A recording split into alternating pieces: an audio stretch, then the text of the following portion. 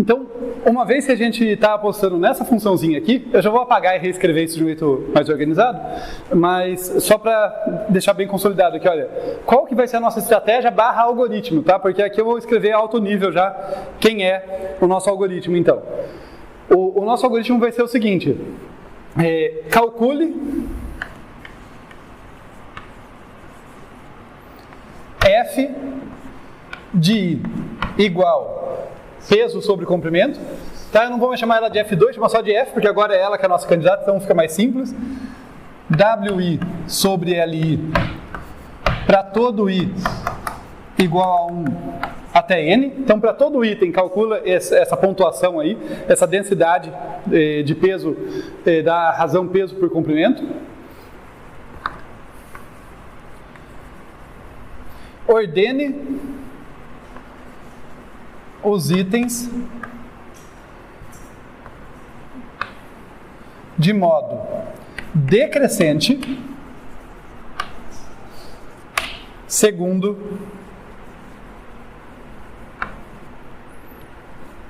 f, tá? Segundo a função f. Então é importante que vai ser em ordem decrescente, porque toda a nossa estratégia foi quanto maior esse valor, melhor, aparentemente, né? Quanto maior o peso, melhor, quanto menor o comprimento, melhor. Então, quanto maior o valor de FI, melhor, por isso em ordem decrescente. E aqui, devolva a ordem sigma obtida, tá? Só tô dando um nome para ela, porque vai facilitar um pouquinho nos argumentos, mas é isso. É só isso o nosso algoritmo, então, tá?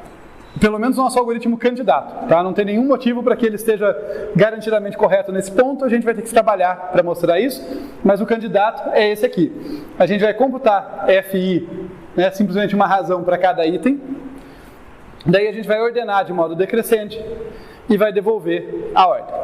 Tranquilo? O algoritmo tá beleza? Em caso de empate no F de I? Boa pergunta. Tanto faz. Mas o empate realmente, é bom que você levantou isso, porque empates costumam ser chatinhos na hora de analisar. Na nossa análise mesmo, a gente vai supor que não acontece empate. Tá? Depois a gente consegue generalizar a análise que a gente vai fazer para mostrar que em caso de empate, tanto faz a ordem. Se dois itens diferentes, com pesos diferentes e comprimentos diferentes, mas que geram um empate, tanto faz a ordem e as duas soluções vão ser ótimas. Mas até para analisar, a gente vai não tratar empate a princípio, porque realmente ele pode dar uma atrapalhada ali na hora no quão limpo é o argumento. Tá? Então, no caso de empate, o que o meu algoritmo faz é ordem arbitrária. Né? Tipo, arbitrária entre os que estão empatando, né? Para deixar claro. Tá legal, mas então esse é o algoritmo, beleza? Qual que é a eficiência desse algoritmo, gente? Vamos usar os poderes que a gente adquire ao longo do tempo aí de conseguir olhar para... Né, vejam, não precisa ser um código lá em C com todos os detalhes. Tipo, dá para a gente olhar para isso aqui e analisar a eficiência desses passos grandes. Isso aqui? Da ordem de N, né? Eu vou inclusive usar θ, tá? Porque agora a gente sabe que o Ozão significa limitar por cima, e eu quero dizer que gasta exatamente, né? Porque não dá para gastar menos do que N para calcular uma razão para N itens, né? Uma razão para cada um de N itens. Então, θ de N. Esse passo aqui? N log N.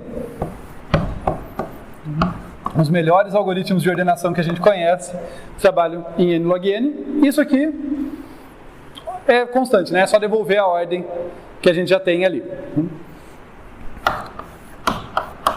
Então, isso aqui é dominado por esse passo aqui, né? É o que mais custa.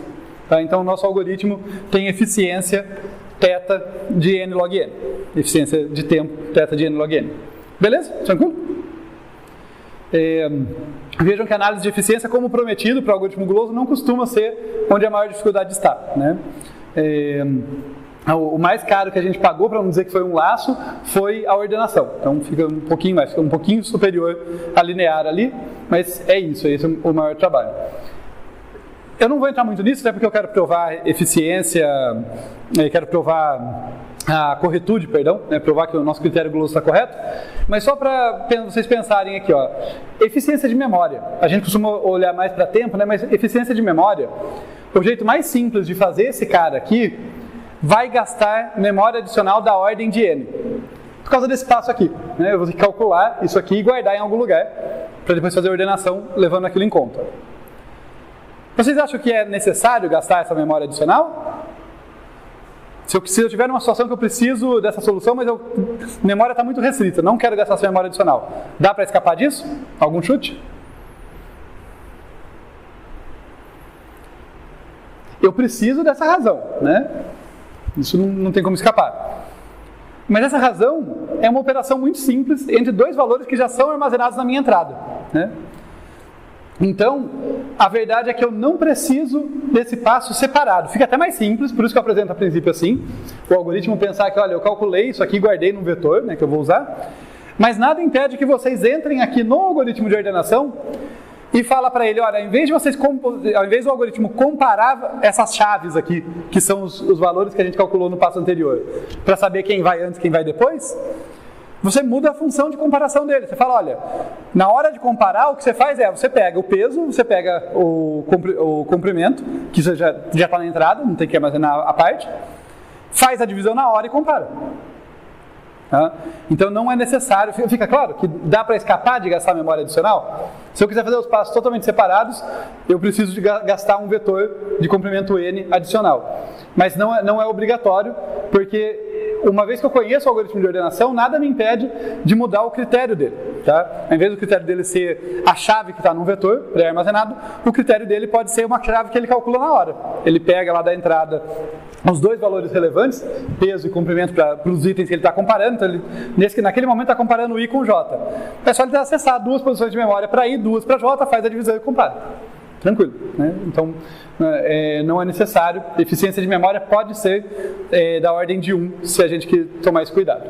Ou então a gente pode calcular a proporção e já marcar em cima do vetor já usado. Né? Mas aí você está corrompendo o centrado. Perceba que na sua função objetivo, você vai precisar dos pesos e dos comprimentos para dizer o valor no final. Né? Mas assim, de fato, se tudo que te interessa no fim é a ordem e não vai ser relevante usar esses valores depois, você poderia reaproveitar um espaço ali. Mas aqui, em geral, a gente pensa em algoritmo que não corrompe, porque isso pode propagar. Vai que uma outra parte do seu sistema está usando aqueles dados, tá? Então, normalmente, a gente toma esse cuidado. Mas, de fato, seria possível. Ok? Então, análise de eficiência mais tranquila. Vamos conversar agora sobre por que esse algoritmo está correto, né? Por que ele sempre me garante o ótimo. Deixa eu apagar isso aqui. Vou até deixar assim, só para deixar completo, e vamos trabalhar por aqui. Então, qual que é a ideia, tá? Alto nível aqui, antes da gente começar a desenvolver. Tem várias maneiras de provar que o algoritmo guloso está correto. Elas são diferentes, mas meio que elas sempre partem do seguinte: a gente tem que botar fé na nossa estratégia gulosa. Tá? O resultado não vai depender de fé, fiquem tranquilos, é um resultado lógico, objetivo e tal. Mas o ponto que eu digo de botar fé é dizer assim, olha, a gente vai supor que o nosso algoritmo guloso devolve a solução correta. Então eu tenho que comparar isso com alguma outra solução que não respeita essa regra e mostrar que alguma coisa dá errado. Então pode ser uma técnica de prova por contradição, que é o que a gente vai ver hoje, que eu vou falar, olha, não, supõe por absurdo que tem uma outra solução, uma outra ordem que não segue a minha regra. E daí eu vou lá, vou mexer nessa ordem e vou mostrar que dava para melhorar ela. Daí falar, mas ela não era ótima, isso é um absurdo. Né? Que se ela não segue a minha regra, ela não é ótima. Mas às vezes não é exatamente assim. Às vezes a gente fala, tá bom, pode até existir outros ótimos que empatam, porque pode ter situações em que várias são ótimas. Por exemplo, no caso que tiver elementos cuja densidade é a mesma, né? Mas aí você pode mostrar que você consegue pegar aquela ótima hipotética e transformar na sua, sem piorar o custo. Então daí não é por contradição, é uma coisa mais construtiva, mas também é o mesmo princípio de, olha, parte de um ótimo que você supõe que não segue a sua regra gulosa e você mostra que você pode modificá-lo ou para reduzir o custo dele ou para construir a sua solução gulosa sem aumentar o custo. Tá? Então, de novo, isso é alto nível, fica mais claro quando a gente aplica especificamente. Então, vamos lá.